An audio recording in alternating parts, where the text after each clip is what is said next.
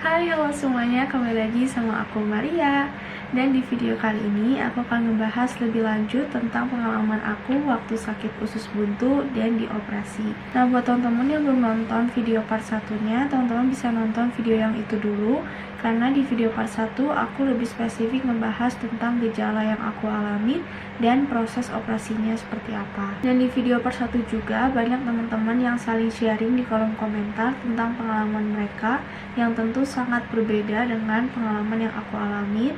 Jadi mungkin teman-teman juga bisa baca komentar-komentar di video part 1 aku supaya wawasan teman-teman tentang penyakit usus buntu ini bisa jadi lebih luas gitu. Nah, di video part 2 ini aku akan membahas lebih spesifik tentang apa yang aku alami setelah operasi usus buntunya. Di sini aku bukan expert dalam bidang medis. Jadi kalau misalnya teman-teman ada pertanyaan seputar kondisi teman-teman, misalnya kayak sekarang teman-teman lagi sakit di perutnya atau mungkin yang lainnya, mohon maaf aku mungkin gak bisa terlalu menjawab karena aku juga kurang paham. Jadi mungkin lebih baik teman-teman bisa tanyakan langsung ke dokter gitu. Nah, aku udah rangkum semua pertanyaan atau komentar yang ada di video yang pertama. Udah aku urutin juga supaya aku ceritanya itu lebih nyambung gitu ya. Oke, jadi yang pertama itu selama abis operasi itu kondisi aku kayak gimana. Jadi pada saat baru hari pertama operasi, jadi kayak baru berapa jam setelah operasi itu aku nggak langsung sadar. Jadi aku operasi itu jam 9 pagi dan aku tuh baru aku baru ngerasa aku sadar itu sekitar jam 5 sore. Tapi di situ juga aku sadarnya tuh masih kayak yang setengah-setengah sadar gitu loh. Jadi kayak masih yang linglung gitu ya, masih yang kayak sadar nggak sadar gitu, dan nggak bertahan lama. Dan di situ pas aku mau melek tuh kayak susah gitu loh, jadi kayak masih berat banget matanya, dan juga badan aku tuh kayak lemes banget gitu mau digerakin. Jadi kurang lebih aku tuh cuma bertahan sadar meleknya itu sekitar setengah jam sampai 1 jam. Habis itu aku udah langsung tidur lagi gitu. Jadi badannya belum benar-benar kembali normal gitu. Nah, terus udah gitu aku mulai ngerasain sakitnya itu pas cenderung ke malamnya. Jadi malam sampai ke besokan paginya itu aku baru ngerasain yang sakit banget gitu. Mungkin karena efek biusnya itu udah mulai habis ya. Jadi disitu aku baru ngerasain sakit banget, dan itu benar-benar sakit banget teman-teman.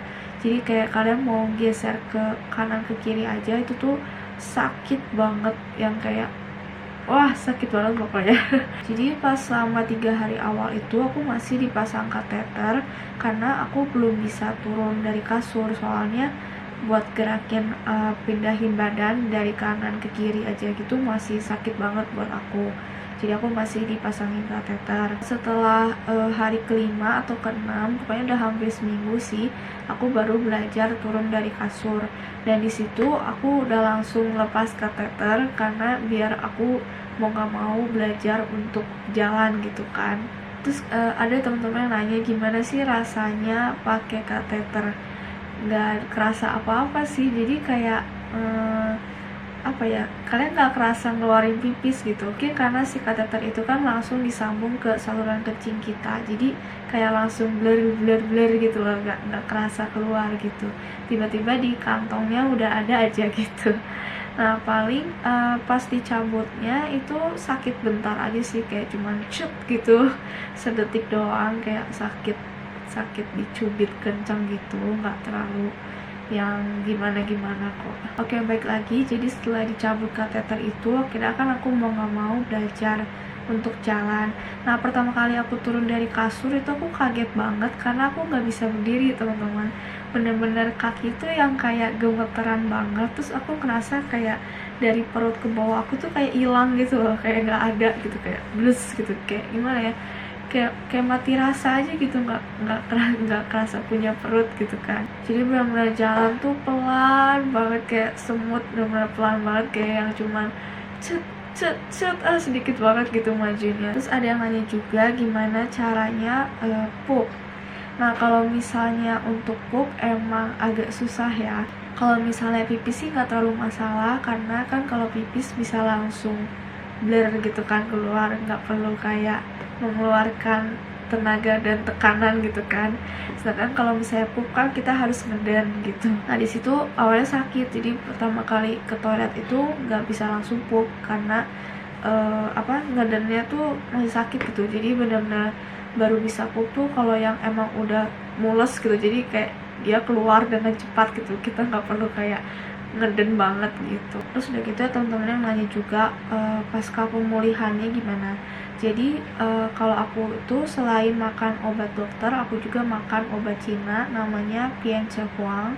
Itu udah terkenal banget sih obatnya untuk bantu ngeringin luka operasi dalam kalau orang habis operasi. Karena yang ditakutkannya itu jahitan luar atau luka luarnya tuh udah kering, tapi sebenarnya luka dalamnya belum gitu. Jadi makanya dibantu sama obat Cina ini untuk bantu ngeringin. Terus kalau untuk makannya gimana, ada pantangan nggak atau gimana? Sebenarnya dokternya sih waktu itu nggak bilang kayak secara spesifik pantangan nggak boleh ini nggak boleh itu banget, tapi ya kita coba ngerem sendiri aja dengan mengurangi makanan-makanan yang kurang sehat, misalnya kayak gorengan, minyak-minyakan atau pedes-pedesan gitu. Teman-teman yang mungkin sebelumnya masih sering makan kayak gitu mungkin bisa dikurangi dulu, karena badan kita kan perlu untuk memulihkan diri dulu gitu. Jadi lebih dijaga dulu lah, jangan langsung jol-jolan gitu kan. Nah terus untuk luka operasinya itu kayak gimana, jadi pas awal-awal, berarti pas pulang dari rumah sakit tuh sekitar setelah seminggu itu aku masih diperban lukanya. Jadi itu lukanya tuh nggak boleh kena air, jadi kalau misalnya mandi itu kayak di plesterin dulu. Plesternya tuh kayak plester bening gitu loh. Nah itu tuh nggak boleh kena air dulu, jadi kita bersihinnya tuh pakai kayak cairan alkohol sih kalau nggak salah.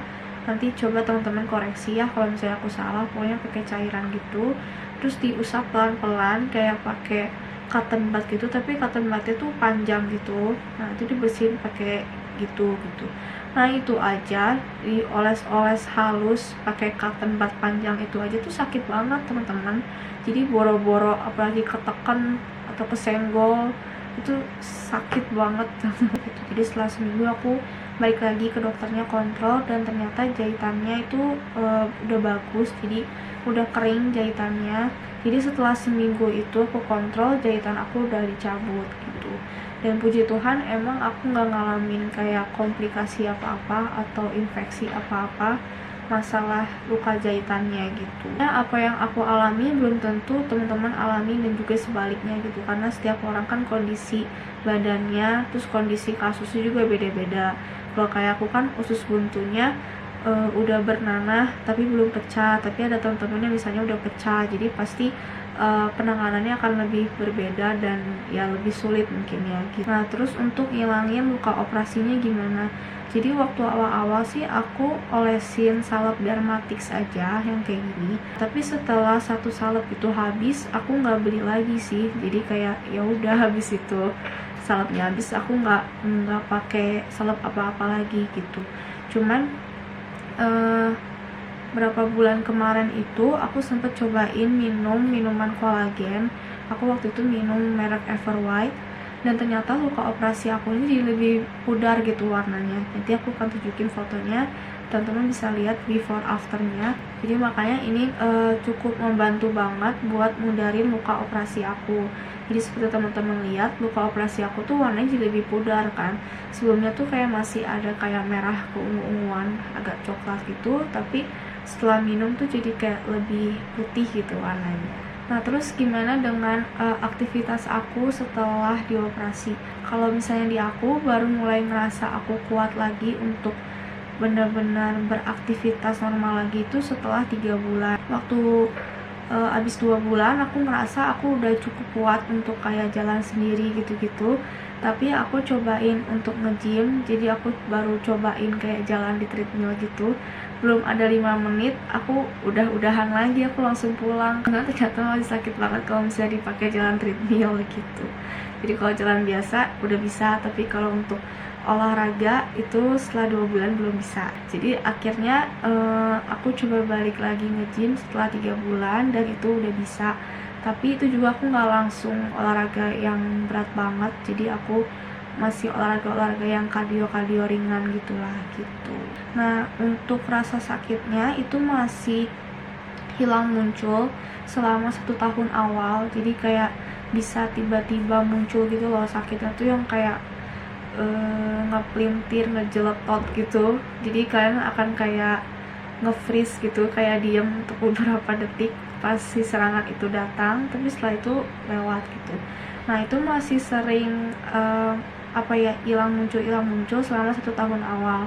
Tapi setelah itu sih udah jarang banget, malah kalau kayak sekarang tuh udah kayak hampir gak pernah muncul lagi rasa sakitnya. Segitu aja kayaknya yang bisa aku sampaikan di video part 2 ini. Semoga informasi dalam video ini bisa bermanfaat untuk teman-teman, dan kalau bisa teman-teman punya pertanyaan lain ataupun punya cerita, teman-teman bisa share aja di kolom komentar ya. Nanti aku pasti akan coba untuk jawab dan juga kita mungkin saling diskusi. Terima kasih teman-teman sudah menonton video ini, dan kalau misalnya teman-teman suka sama video ini, jangan lupa untuk klik tombol like dan juga subscribe channel aku. Terima kasih teman-teman untuk dukungannya, dan sampai jumpa di video yang berikutnya. Dadah.